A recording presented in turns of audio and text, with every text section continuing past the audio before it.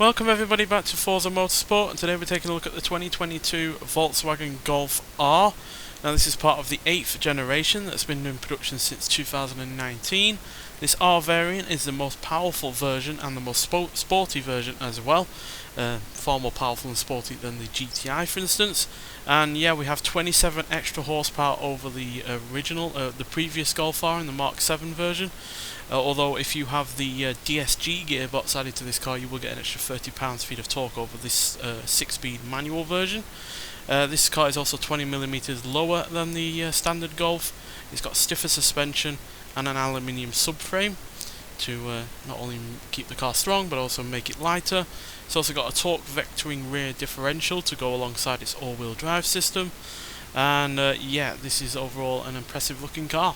They've obviously not changed it too much, you know, recipe like the Golf doesn't really need to change all that much, because yeah, if it's not broke, don't fix it basically. And yeah, this still has pretty much everything that you'd expect from a Golf going for it. It's got a nice interior, it's got plenty of practicality, as you can see. It's pretty good inside here, although there has been some complaints about some of the touch sensitive buttons, which are not something I'd ever really like, to be honest, either, so I can see why. Got a decent amount of leg room in the rear, and opened that one by accident.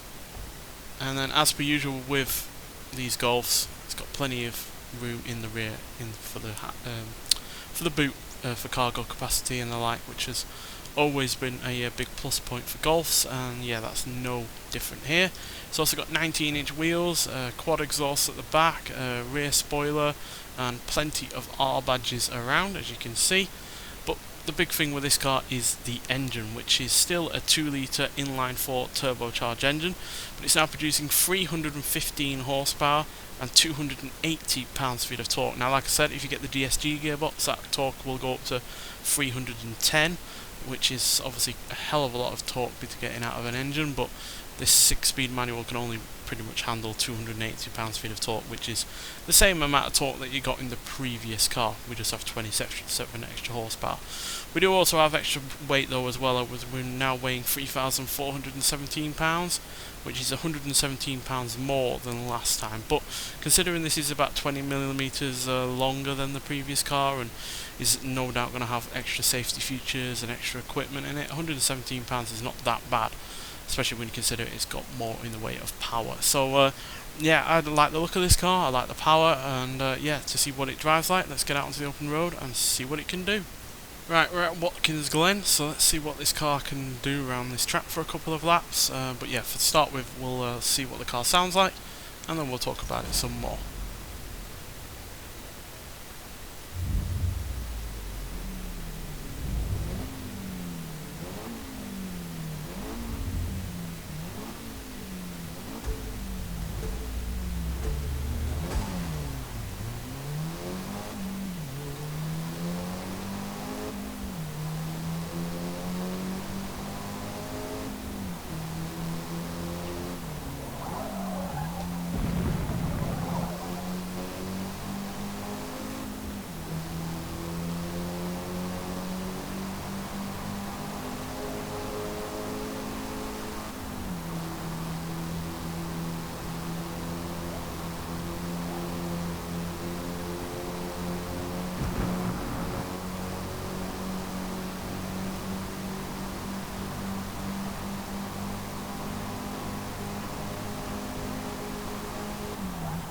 So yeah, I think this car sounds pretty good, especially considering all of that power it's got going out of such a small engine, which you'd expect would mean that the turbocharger would be having to work overtime. And even though it probably is, they've certainly done something to the exhaust or the way the engine sounds to make it not sound like the turbocharger is working overtime. So yeah, the engine sounds pretty good.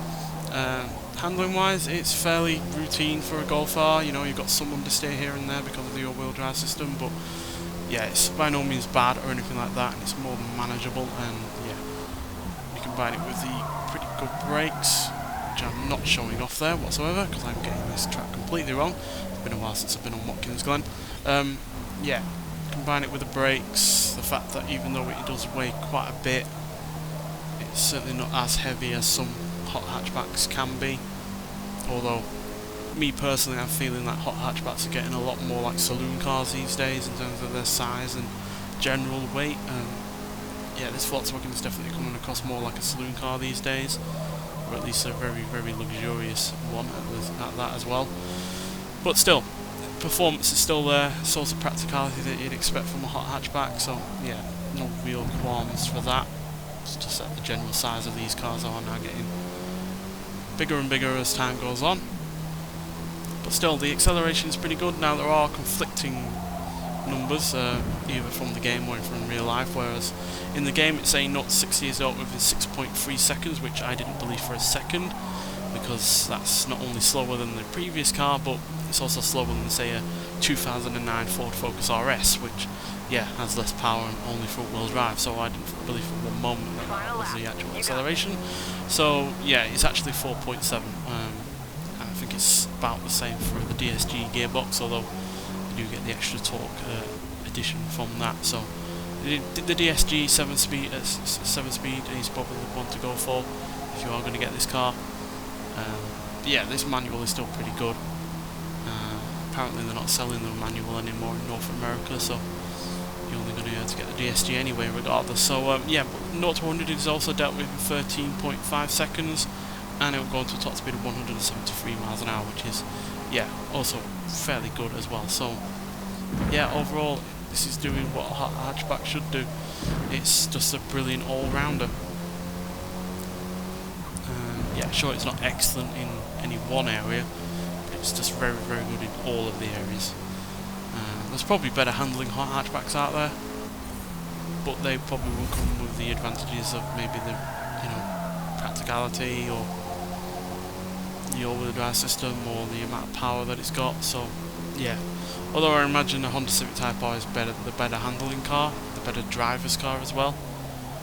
But I imagine this is the better one to live with on a day-to-day basis, and yeah, especially in comparison to the previous generation Civic Type R, I do find this to be better looking, although the new generation is actually pretty good looking now. They've reined in some of the idiocy of the design of the old generation, so yeah, but I do like the look of this car.